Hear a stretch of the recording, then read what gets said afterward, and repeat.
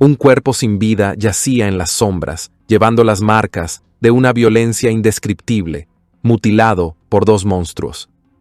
El rostro de la víctima estaba desfigurado, un sombrío testimonio de la brutalidad sufrida. La evidencia ensangrentada contaba una historia de abuso sexual, y cada fragmento del caso estaba empapado de horror. Prendas de ropa esparcidas insinuaban una terrible tragedia. A medida que avanzaba la investigación, se revelaba no solo un crimen, sino una macabra historia de un asesinato sangriento. Quienes investigaron el caso quedaron atónitos, sus reacciones emocionales reflejaban la inhumanidad del crimen. La tragedia de aquella noche perduró mucho tiempo después, atormentando a todos los que la encontraron. Esto no fue solo un asesinato, fue una pesadilla que desveló las profundidades de la crueldad humana. Queridos espectadores, en este canal descubrirán las historias de crímenes más impactantes, reales y estremecedoras. Si no quieren perderse ningún caso, suscríbanse ahora y no olviden dejar su me gusta. Su apoyo nos ayuda a seguir contando la verdad. Amber Gibson nació en una familia con dificultades en South Lanarkshire, Escocia, hija de Peter y Anari Gibson. La familia incluía a su hermano mayor, Connor. Desde el principio, su vida estuvo marcada por la dureza y la privación. Viviendo en un vecindario desfavorecido, enfrentaban pobreza y oportunidades limitadas. Peter, el padre, parecía prosperar en este entorno marginal, mientras que el resto de la familia sufría. Se negaba a mantener un trabajo estable y en su lugar se entregaba a la bebida mientras la familia sobrevivía con la ayuda gubernamental. La asistencia financiera apenas alcanzaba para cubrir siquiera sus necesidades más básicas, dejando a la familia constantemente al borde de la desesperación. La atmósfera en la casa de los Gibson estaba lejos de ser pacífica. Peter gobernaba la familia con crueldad, creando un ambiente lleno de miedo y tensión. Su madre, Anari, también sufría terriblemente. Finalmente, Anari llegó a su límite y acudió a la policía. Durante la investigación, la verdadera naturaleza de Peter se hizo evidente. No mostró remordimiento y continuó lanzando amenazas contra su esposa, lo que solo fortaleció el caso en su contra. Su historial salió a la luz, revelando un inquietante patrón de crueldad que se extendía más allá de su familia. Entre sus actos más atroces estaba un ataque no provocado a un joven. Cuando se le pidió que explicara sus acciones, Peter no pudo dar otra justificación más que su incapacidad para controlar su ira. Los crímenes de Peter no terminaron ahí. Hubo evidencia de un terrible incidente en el que atacó a una mujer. La víctima declaró después que había aceptado la idea de morir, pero por razones que ella desconocía, Peter detuvo repentinamente el ataque. Estos incidentes, junto con otros ocurridos entre 2001 y 2008, pintaban un retrato escalofriante de un hombre carente de empatía o autocontrol. En 2008, Peter fue condenado a 10 años de prisión por sus numerosos crímenes. Con Peter encarcelado, parecía que la familia Gibson por fin podría encontrar algo de paz. Connor, entonces de 5 años, y Amber, de solo 4, ya no estaban sometidos al terror de su padre. Sin embargo, su recién adquirida libertad fue de corta duración. Anari recurrió al alcohol. Su descenso a la adicción la dejó incapaz de cuidar de sus hijos.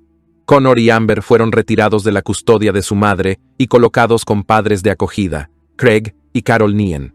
Los Nien, una pareja bondadosa y cariñosa, habían deseado durante mucho tiempo tener hijos propios, pero no habían podido concebir. Vieron en el acogimiento una oportunidad de brindar un hogar estable y afectuoso a niños necesitados. Cuando Connor y Amber llegaron a sus vidas, Craig y Carol los acogieron de todo corazón, decididos a ofrecerles el amor y el cuidado que se les había negado. Sin embargo, no todos apoyaron la decisión de los Nien de acoger a los hermanos. Los abuelos biológicos de Amber y Connor impugnaron el acuerdo, acusando a los Nien de buscar beneficios económicos a través de los subsidios gubernamentales para padres de acogida. A pesar de estas acusaciones, el tribunal falló a favor de Craig y Carol, otorgándoles la custodia. Los hermanos se mudaron a Hamilton, Escocia, donde comenzaron sus nuevas vidas. La transición a la vida con la familia Nien marcó el comienzo de un largo camino hacia la sanación para Connor y Amber. Años de exposición a la violencia y la negligencia habían dejado profundas cicatrices emocionales, particularmente en Connor, quien había soportado la peor parte del abuso de su padre. Tenía dificultades para confiar, a menudo aislándose de los adultos y de sus compañeros. Amber cargaba con su propio peso de ansiedad e inseguridad. Craig y Carol trabajaron incansablemente para crear un entorno seguro y estable para los niños. Reconociendo la importancia de abordar su trauma, los Nien buscaron ayuda profesional. Ambos niños comenzaron a asistir a terapia, donde se les animaba a expresar sus sentimientos y enfrentar el dolor de su pasado. Los Nien también hicieron un esfuerzo consciente por inculcar un sentido de normalidad en la vida de los niños. Amber, por otro lado, desarrolló un amor por la pintura, utilizando el arte como un medio para procesar sus emociones y expresarse. Estos momentos, aunque aparentemente ordinarios, fueron transformadores para los niños, sirviendo como recordatorios de que eran valorados y amados. A pesar del progreso logrado, el camino no estuvo exento de retrocesos. Connor ocasionalmente recaía en arrebatos de ira y desconfianza, mientras que Amber luchaba con sentimientos de culpa por haber dejado a su madre biológica. Los Nien, sin embargo, permanecieron pacientes y comprensivos, guiando a los niños a través de sus desafíos con compasión.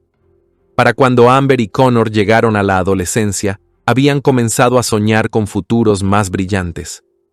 Amber hablaba de convertirse en artista, y sus bocetos y pinturas reflejaban la resiliencia que había desarrollado. Amber era vista por todos como una chica dulce y amable, cuyo espíritu gentil parecía notablemente intacto a pesar de la dureza de sus primeros años. Su carácter alegre y su energía vibrante iluminaban a quienes la rodeaban, y poseía una resiliencia inquebrantable que le permitió superar el trauma de su infancia. A pesar de la crueldad que había soportado, Amber tenía un amor innato por la vida. Era inteligente y madura para su edad, cualidades que enorgullecían a su nueva familia de acogida. Los intereses de Amber en el arte y el canto florecieron en su nuevo entorno, y estas salidas creativas se convirtieron en una fuente de alegría y sanación para ella. Lamentablemente, la historia de su hermano Connor se desarrolló de manera muy diferente. La violencia que sufrió en sus años formativos dejó cicatrices profundas y duraderas. Connor exhibía problemas de conducta que lo diferenciaban de sus compañeros. Era retraído y tenía dificultades para entablar amistades, a menudo reaccionando con ira. Sus estallidos repentinos de agresión, particularmente hacia las chicas, se convirtieron en una característica de su personalidad problemática. A pesar de su apariencia atractiva, la naturaleza cruel de Connor y su humor oscuro lo alejaban de los demás. Frecuentemente hacía bromas macabras sobre la muerte, lo que inquietaba a sus compañeros y los llevaba a evitarlo. Pocos reconocían la gravedad de sus problemas, descartando su comportamiento como excentricidad en lugar de un grito de ayuda. Bajo la superficie, Connor luchaba contra profundos problemas de salud mental. Utilizaba las redes sociales como desahogo, compartiendo publicaciones crípticas que insinuaban su tormento interior. En una publicación particularmente reveladora durante sus años escolares, detalló sus luchas con la bulimia, la depresión, la ansiedad y el trastorno por déficit de atención. Estas confesiones ofrecían una visión de su psique fracturada, pero no lograron provocar la intervención que desesperadamente necesitaba.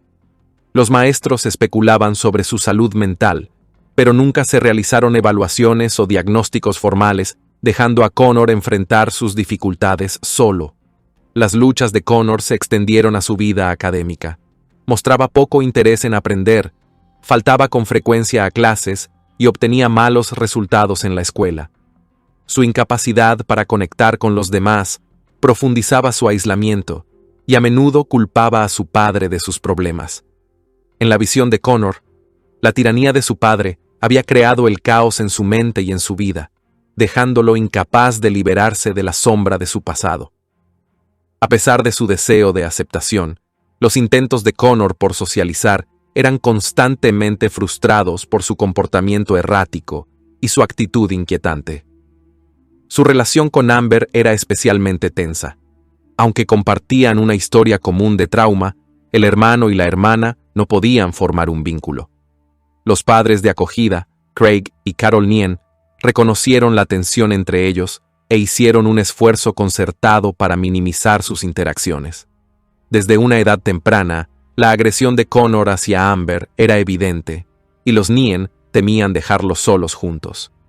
Sus encuentros eran supervisados de cerca, pero incluso bajo la vigilancia de adultos, Connor encontraba formas de molestar a Amber, aprovechando cualquier agravio percibido para desahogar su frustración. A medida que los niños crecieron, la división entre ellos se profundizó. Para proteger a Amber, los Nien colocaron a los hermanos en escuelas separadas. Amber asistió a una escuela regular, donde su naturaleza bondadosa y sus talentos la ayudaron a prosperar. Mientras tanto, Connor fue transferido a instituciones especializadas diseñadas para adolescentes con dificultades emocionales, sociales y de conducta. Mientras Amber encontraba consuelo y una apariencia de normalidad, Connor continuaba luchando. Su incapacidad para formar relaciones románticas exacerbaba su ira. El rechazo de sus compañeros, especialmente de las chicas, alimentaba su resentimiento, que a menudo dirigía hacia su hermana. La falta de una intervención adecuada durante los años formativos de Connor desempeñó un papel importante. Los maestros, los compañeros e incluso sus padres de acogida no lograron reconocer la magnitud de sus problemas. La educación especializada ofrecía cierto apoyo, pero sin un enfoque integral que abordara su salud mental, los problemas de Connor solo se arraigaban más. La tendencia de la sociedad a descartar a los jóvenes problemáticos como causas perdidas dejó a Connor aislado, reforzando su creencia de que estaba más allá del tratamiento. Los Nien, aunque bien intencionados, enfrentaban la ardua tarea de criar a dos niños profundamente traumatizados, con necesidades muy diferentes. Sus esfuerzos por proteger a Amber mientras intentaban ayudar a Connor reflejan los desafíos del acogimiento. La hostilidad entre Connor y Amber alcanzó un punto crítico durante sus años de adolescencia. Amber se volvió cada vez más vocal acerca de su miedo hacia su hermano, suplicando no vivir bajo el mismo techo que él. La agresión de Connor se volvió sistemática, y su constante acoso a Amber creó un ambiente insoportable. Los Nien, reconociendo la gravedad de la situación, tomaron medidas para separar aún más a los hermanos, asegurándose de que Amber tuviera un espacio seguro lejos de la ira de Connor. La niña fue tajante, y como resultado, fue colocada en un orfanato. Mientras tanto, Connor permaneció con sus padres de acogida hasta que cumplió 18 años. En 2020, al alcanzar la mayoría de edad, Connor decidió mudarse. Estaba cansado de vivir bajo su tutela y buscó independencia, lo que lo llevó a unirse a un proyecto en Hamilton, conocido como Blue Triangle. La iniciativa tenía como objetivo proporcionar vivienda temporal a personas que carecían de un alojamiento estable. Esencialmente, esto marcó el comienzo de la vida de Connor en lo que era, en efecto, un refugio para personas sin hogar. A pesar de vivir separados, Amber y Connor mantenían contacto ocasional. Sin embargo, su comunicación estaba llena de tensión. La dinámica fraternal, marcada por frecuentes discusiones en el pasado, mejoró ligeramente con la distancia física. La menor proximidad les daba menos oportunidades de chocar, pero hizo poco por proteger a Amber de nuevas tragedias en su vida. En junio de 2021, Amber sufrió una terrible experiencia cuando fue atacada y violada por Jamie Stars, de 20 años. Él había cumplido previamente una condena por otra agresión sexual y fue inexplicablemente puesto en libertad bajo fianza a pesar de enfrentar múltiples cargos. Trágicamente, mientras estaba en libertad bajo fianza, agredió a Amber. Por este crimen, fue condenado a 10 años de prisión. El ataque dejó a Amber profundamente traumatizada y su recuperación fue lenta y dolorosa. A pesar de recibir apoyo emocional de amigos y familiares, el dolor persistió. Connor, sin embargo, permaneció emocionalmente distante y mostró poco interés por el sufrimiento de su hermana. Desesperada por apoyo familiar, Amber buscó reconstruir su relación con Connor. El 26 de noviembre de 2021, confió a un amigo sus planes de reunirse con él. Amber estaba optimista, creyendo que este encuentro podría ser un punto de inflexión en su tensa relación. Esperaba que la rivalidad entre hermanos y los conflictos pasados se desvanecieran, permitiéndoles reconectarse. Amber aún residía en el orfanato durante este periodo, y Connor coordinó con su administración para facilitar el encuentro. Se le concedió permiso para salir por la tarde, con el entendimiento de que regresaría más tarde esa noche. Amber compartió una selfie con Connor en las redes sociales, sonriendo y luciendo genuinamente feliz. Esta foto resultó ser la última que alguien vio de ella. Alrededor de la medianoche, Connor regresó a su hostal. Su aspecto desaliñado, las manos sucias y el comportamiento errático despertaron inmediatamente la preocupación entre el personal. Cuando se le interrogó, afirmó que había discutido con su hermana durante su encuentro y que se había marchado bruscamente. Sin embargo, ahora quería confirmar su regreso seguro al orfanato. Connor hizo una llamada telefónica a la institución solo para enterarse de que Amber no había regresado. Alarmado, el personal del orfanato se puso en contacto con los padres de acogida, quienes tampoco tenían información sobre el paradero de Amber. Connor declaró que su encuentro había comenzado en la casa de los padres de acogida antes de que salieran a caminar hacia Caddo Glen Park para discutir asuntos personales. Afirmó que se separaron allí y que él regresó al hostal. Sin embargo, Amber nunca volvió. Cuando el orfanato presentó un informe de persona desaparecida, la policía descubrió que Amber había dejado todas sus pertenencias atrás, lo que sugería que no tenía planes de huir. La ausencia de una pareja romántica disipaba aún más las teorías de una fuga, dejando a los investigadores cada vez más convencidos de que lo que estaba sucediendo era extraño y realmente inquietante. El comportamiento de Connor se convirtió en un punto central de sospecha. Mientras que la desaparición de su hermana alarmaba a todos los demás, él mostraba una indiferencia inquietante. No se puso en contacto con los padres de acogida ni preguntó por los esfuerzos de búsqueda. La pasividad de Connor contrastaba fuertemente con la urgencia de la situación. Simplemente se quedó sentado en el hostal, esperando, sin ofrecer ninguna ayuda en la búsqueda de su hermana desaparecida.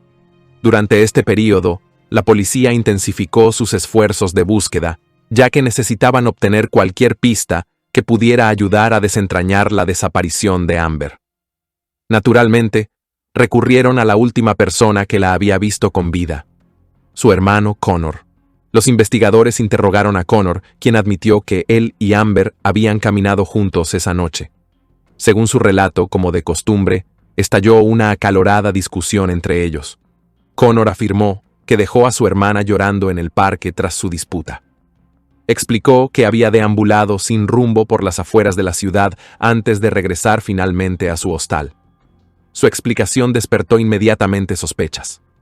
La afirmación de Connor de que se perdió mientras caminaba sonaba inverosímil. Se había criado en la zona y estaba familiarizado con su distribución. Añadió que había caído en una zanja en la oscuridad, lo cual, según él, explicaba por qué apareció desaliñado y sucio cuando regresó al orfanato más tarde esa noche. Los investigadores encontraron su historia inconsistente. Cuando se le pidió a Connor que señalara la ubicación de la zanja, titubeó, alegando que no podía recordarlo. Aunque identificó fácilmente dónde había visto a Amber y dónde la había dejado en el parque, su incapacidad para recordar otros detalles críticos parecía evasiva. Nuevos intentos de obtener información de Connor fueron recibidos con resistencia. Cuando se le preguntó si alguien podía corroborar su relato o si había visto a alguien más durante su caminata, Connor evitaba las preguntas, mostrándose visiblemente nervioso. Su comportamiento no convenció a los investigadores, pero sin pruebas concretas no tuvieron más opción que dejarlo en libertad por el momento. Mientras tanto, la búsqueda de Amber continuaba, con creciente urgencia. 2 días después de la desaparición de Amber, en la mañana del 28 de noviembre, la policía recibió una escalofriante llamada de un hombre de 45 años llamado Stephen Corgan. informó haber encontrado un cuerpo en Cadzo Glen Park mientras daba un paseo. Sin embargo, lo que reveló a continuación horrorizó incluso a los detectives más experimentados. Steven confesó que no había contactado a los servicios de emergencia de inmediato. En cambio, admitió haber agredido sexualmente al cadáver antes de llamar a las autoridades. Afirmó que luego sintió remordimiento y decidió entregarse. Los investigadores llegaron al lugar, aproximadamente a 200 metros del puente, donde Amber había sido vista por última vez. El estado del cuerpo era espantoso. El cuerpo sin vida de Amber fue hallado golpeado, desnudo y claramente agredido sexualmente. Los expertos forenses confirmaron posteriormente que el ADN de Steven estaba presente en el cuerpo, incluso en áreas íntimas. Steven declaró que, al descubrir a Amber, había arrastrado su cuerpo lejos del sendero para evitar ser visto, cometió su vil acto y luego la cubrió con ramas. El sitio que describió coincidía con el lugar donde los detectives finalmente encontraron a Amber. Inicialmente, Steven se convirtió en el principal sospechoso no solo de la agresión post-mortem, sino también del asesinato de Amber. Sin embargo, las pruebas forenses pronto complicaron la narrativa. Al examinar el cuerpo de Amber, el médico forense descubrió 8 moretones distintos alrededor de su cuello, consistentes con estrangulamiento manual. Se descubrió un hematoma en el cerebro de Amber, causado por un estrangulamiento prolongado. Esto, junto con un rostro desfigurado y una nariz rota, proporcionaba pruebas horribles de la brutal paliza que había soportado. El nivel de violencia sugería un motivo profundamente personal. El experto forense concluyó que Amber fue primero atacada y golpeada. Un golpe en la cabeza la dejó inconsciente, pero la causa final de la muerte fue el estrangulamiento. Cerca del cuerpo de Amber, los investigadores encontraron su ropa y ropa interior desgarradas, que parecían haber sido arrancadas en un frenesí, probablemente durante la agresión. El cuerpo estaba cubierto de tierra, mostrando claros signos de que había sido arrastrado por el suelo. Curiosamente, el análisis forense reveló que Amber había muerto 2 días antes de que Steven Corgan informara haber encontrado su cuerpo. En el momento de la muerte de Amber, Corgan tenía una coartada irrefutable, descartándolo concluyentemente como su asesino. Esta revelación reavivó las sospechas sobre el hermano de Amber, Connor. Su extraño comportamiento e historial de crueldad hacia su hermana pintaban un panorama condenatorio. Un detalle en particular destacaba. Connor había hecho una publicación en redes sociales lamentando la muerte de Amber varias horas antes de que su cuerpo fuera oficialmente descubierto. ¿Cómo podía saber que ella estaba muerta cuando todavía estaba oficialmente listada como desaparecida? A medida que el interés público en el caso crecía, Connor se puso en contacto con un periódico local, ofreciéndose para dar una entrevista sobre su hermana. Describió a Amber como una persona amable y cariñosa que había enfrentado muchas dificultades en su vida. El periodista accedió a reunirse con él el 2 de diciembre en un pequeño café para compartir la historia de Amber con la comunidad. Sin embargo, Connor nunca apareció. Para entonces, ya estaba bajo custodia policial, arrestado bajo sospecha del asesinato de Amber. Los detectives comenzaron a investigar a Connor más a fondo, decididos a descubrir pruebas que pudieran vincularlo definitivamente con el crimen. Las grabaciones de vigilancia se convirtieron en piezas clave para reconstruir las últimas horas de vida de Amber. Las cámaras de seguridad captaron a Amber y Connor caminando juntos por la ciudad y cruzando un puente cerca del parque. A las 9:51 de la noche, Amber publicó una selfie con Connor en su cuenta de redes sociales. Parecía feliz en la foto, lo que sugería que los hermanos se llevaban bien, al menos de cara al exterior. Pero las grabaciones revelaron que aproximadamente 90 minutos después, Connor regresó solo. Fue visto en otro grupo de cámaras situadas cerca de su dormitorio, donde su comportamiento sospechoso aumentaba el misterio. Antes de entrar al edificio, desechó parte de su ropa en un contenedor de basura. Este pequeño pero incriminador acto llevó a la policía a registrar el contenedor, donde recuperaron la chaqueta que Connor había usado esa noche. A diferencia de su otra ropa, que guardó e intentó limpiar, La chaqueta había sido desechada. Presentaba rastros de tierra y sangre, ambos confirmados mediante análisis forense como pertenecientes a Amber. Los investigadores también examinaron sus zapatos, encontrando rastros adicionales de sangre y ADN de Amber en ellos.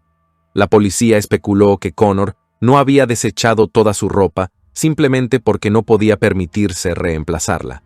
En cambio, la había limpiado lo mejor que pudo, pero no lo suficiente como para eliminar todas las pruebas. Este error jugó a favor de los detectives, ya que pudieron recuperar rastros de ADN incriminatorios que lo vinculaban directamente con Amber. Pruebas aún más condenatorias provinieron de la ropa interior rota de Amber. Se encontró sangre que no pertenecía a Amber en la prenda. El análisis de ADN reveló que pertenecía a Connor. Los investigadores plantearon la hipótesis de que probablemente se había herido durante la lucha, dejando su sangre. Aún más perturbador, los fluidos corporales encontrados en el cuerpo de Amber confirmaron que Connor la había agredido sexualmente. Estos hallazgos eliminaron cualquier duda sobre su participación en el crimen. Los detectives dirigieron su atención al teléfono móvil de Connor. Su actividad digital proporcionó pruebas adicionales de su culpabilidad y de sus intentos de encubrir el crimen. El día después del asesinato, Connor envió un mensaje a un chat grupal con 5 personas pidiendo ayuda para buscar a Amber. Sin embargo, menos de un minuto después, envió un mensaje separado a la propia Amber, preguntándole si estaba bien. Estas acciones contradictorias insinuaban un intento de crear una narrativa falsa. Poco después, envió otro mensaje al grupo, desestimando su súplica inicial de ayuda como una broma de mal gusto. Las acciones de Connor después del asesinato mostraron una escalofriante falta de remordimiento. Sus intentos de fingir preocupación por el bienestar de Amber y su publicación en redes sociales lamentando su muerte fueron movimientos calculados para desviar sospechas. Sin embargo, su incapacidad de borrar por completo las pruebas, junto con su sospechosa actividad digital, finalmente sellaron su destino. Más tarde ese día, Connor realizó varias búsquedas sospechosas en Google, incluyendo consultas sobre cómo evitar el rastreo telefónico y cómo proteger datos de las investigaciones policiales. Estas búsquedas dejaban claro que estaba preocupado por ser atrapado y buscaba activamente formas de encubrir sus huellas. Durante la inspección del teléfono móvil de Connor, salió a la luz una revelación profundamente inquietante sobre la naturaleza de su relación con Amber. Conversaciones extraídas de la correspondencia de Amber pintaban un panorama sombrío de abusos anteriores. Connor había agredido previamente a Amber y la había amenazado con represalias severas si revelaba sus acciones a sus padres adoptivos o a la policía. Estas amenazas parecían ser una razón clave por la cual Amber estaba desesperada por abandonar su hogar de acogida a la temprana edad de 14 años. Ya fuera por miedo a las amenazas de su hermano o por un sentido de lealtad y amor hacia él, Amber eligió permanecer en silencio. Sin embargo, las pruebas sugerían que, poco antes de su muerte, Amber pudo finalmente haber decidido confiar en sus padres de acogida, lo que potencialmente desencadenó los eventos que llevaron a su asesinato. La investigación reconstruyó los eventos de la fatídica noche con una claridad escalofriante. Las grabaciones de vigilancia mostraban a Amber y a Connor caminando juntos, aparentando calma y tranquilidad, como si intentaran reparar su tensa relación. Las imágenes no sugerían tensión inmediata, pero las cosas cambiaron cuando entraron en el parque. Se cree que estalló un conflicto, posiblemente espontáneo, pero igualmente probable premeditado por Connor. Los investigadores no pudieron descartar la posibilidad de que hubiera orquestado cuidadosamente todo el encuentro, guiando deliberadamente a Amber hacia un lugar aislado para ejecutar su plan. Independientemente de si fue premeditado o impulsivo, la confrontación se intensificó, culminando en el brutal ataque de Connor. Después, abandonó su cuerpo en el parque, arrastrándolo una corta distancia antes de dejarlo parcialmente oculto en un sendero. Las pruebas no sugirieron ningún intento de ocultar apropiadamente el cuerpo, lo que insinuaba la imprudencia de Connor o, posiblemente, su creencia de que nadie rastrearía el crimen hasta él. Los padres adoptivos de Connor hablaron públicamente tras su arresto, expresando su conmoción y decepción. Revelaron que Connor siempre había sido problemático, luchando con la adaptación social y la formación de relaciones. Su fascinación por temas oscuros y violentos les preocupaba, pero no tenían idea del alcance de su crueldad, especialmente hacia Amber. Reconocieron que Connor había mostrado poco afecto hacia su hermana y que su relación había estado marcada por la tensión y la hostilidad. El asesinato conmocionó a la comunidad, no solo por su brutalidad, sino también por las inquietantes circunstancias. Amber sobrevivió a un ataque no solo de su hermano, sino también de otro depredador, Stephen Corgan, quien cometió actos horribles en su cuerpo. El hecho de que dos individuos semejantes se hubieran cruzado en la vida de Amber en un lapso tan corto horrorizó al público. La comunidad lloró su trágico destino, luchando por reconciliar la idea de que dos monstruos habían estado libres para cometer tales atrocidades. El comportamiento de Connor tras la desaparición de Amber alimentó aún más la indignación pública. A diferencia de la comunidad y de sus padres de acogida, Connor no mostró interés alguno en la búsqueda de su hermana. Evitó comunicarse con sus padres adoptivos y no hizo ningún esfuerzo por ayudar a encontrar a Amber. Su publicación en redes sociales lamentando su muerte pareció vacía y calculada, especialmente dado que la publicó horas antes de que su cuerpo fuera oficialmente descubierto. Esta fría indiferencia dibujó el retrato de un joven carente de empatía. Las abrumadoras pruebas contra Connor dejaron a su abogado con un caso difícil. La defensa argumentó que no existían grabaciones directas de Connor atacando a Amber, sugiriendo que, aunque había caminado con ella esa noche, no era responsable de su muerte. Sin embargo, este argumento se desmoronó bajo el peso de las pruebas forenses. El ADN de Connor fue encontrado en la ropa interior y en el cuerpo de Amber. Estos hechos eran irrefutables, dejando los alegatos de la defensa débiles y poco convincentes. El comportamiento de Connor después del crimen también socavó su defensa. Sus búsquedas en Internet sobre métodos para evitar la detección demostraban premeditación y una conciencia de culpabilidad. Además, su actitud despectiva hacia la búsqueda de Amber lo retrataba como alguien no solo culpable, sino también profundamente impenitente. El silencio de Amber sobre las agresiones anteriores de Connor reflejaba la compleja dinámica de miedo, amor y vergüenza que enfrentan muchas sobrevivientes.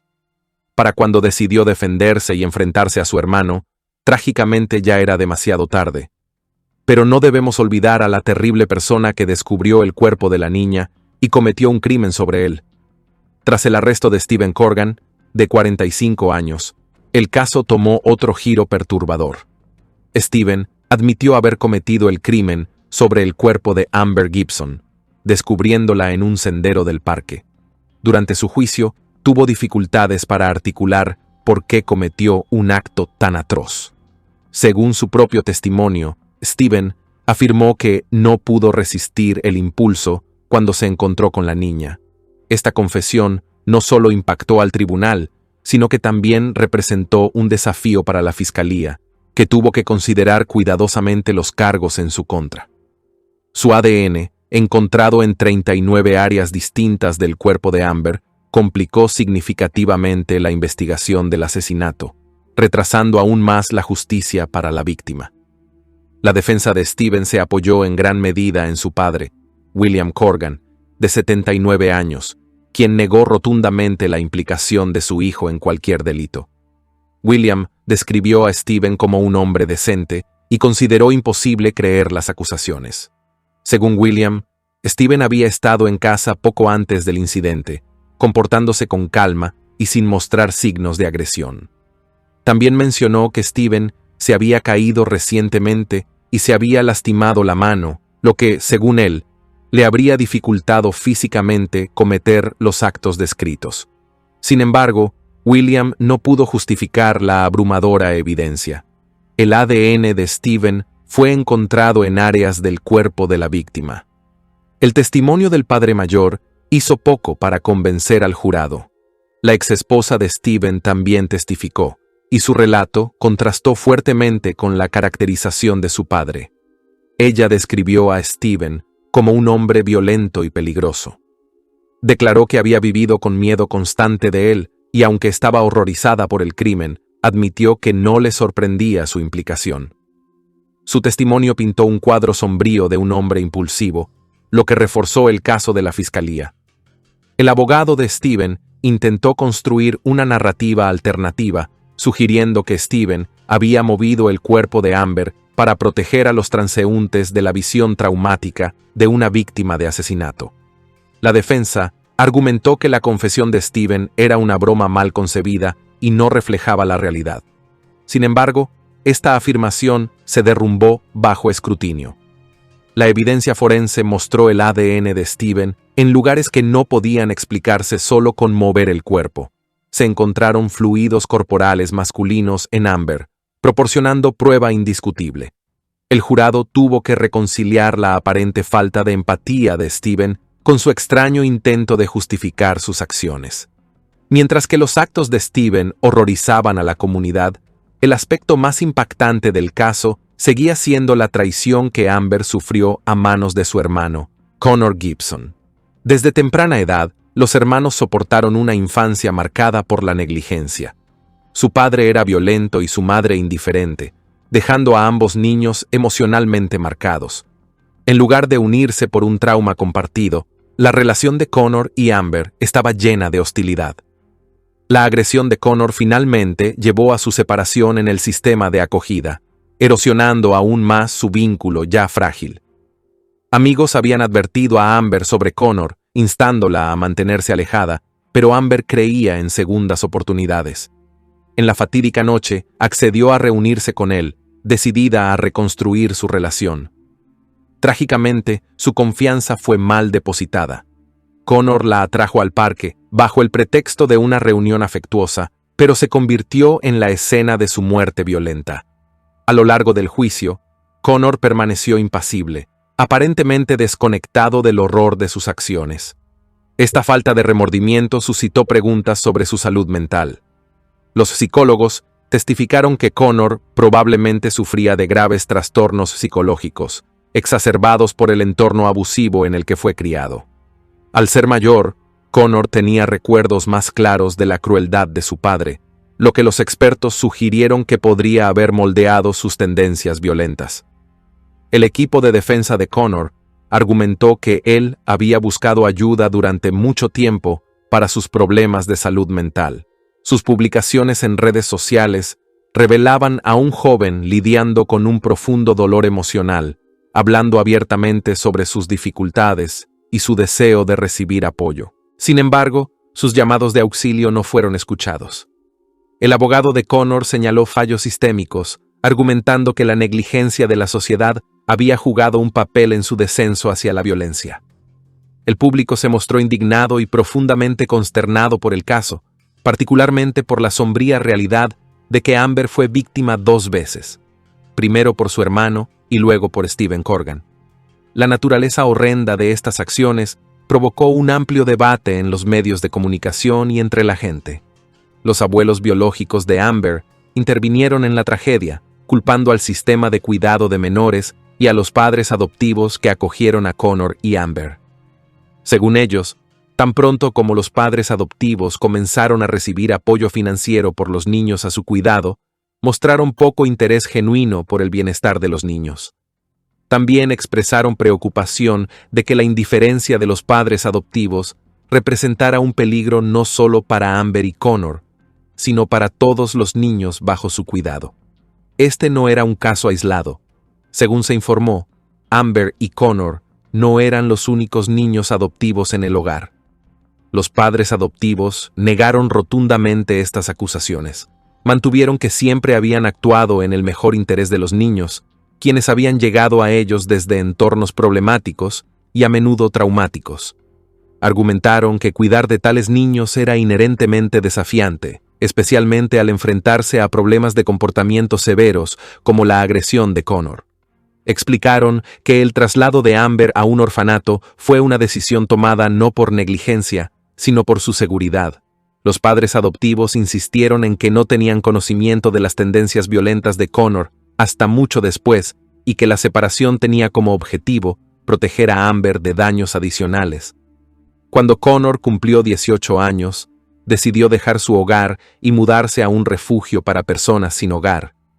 Los padres adoptivos afirmaron que esta decisión fue tomada completamente por Connor y que no tenían manera de evitarlo. A pesar de no poder mantener a Connor bajo su techo, intentaron mantener cierto sentido de familia, alentando al hermano y a la hermana a mantenerse en contacto. Por un breve periodo, Amber y Connor intentaron reconstruir su relación fracturada, pero los padres adoptivos nunca pudieron prever el trágico desenlace que les esperaba. A pesar de estas acusaciones, los padres adoptivos defendieron sus acciones, explicando que no estaban capacitados para manejar las complejidades de la relación entre Amber y Connor. Sin embargo, había evidencia más que suficiente para probar la culpabilidad de Connor Gibson.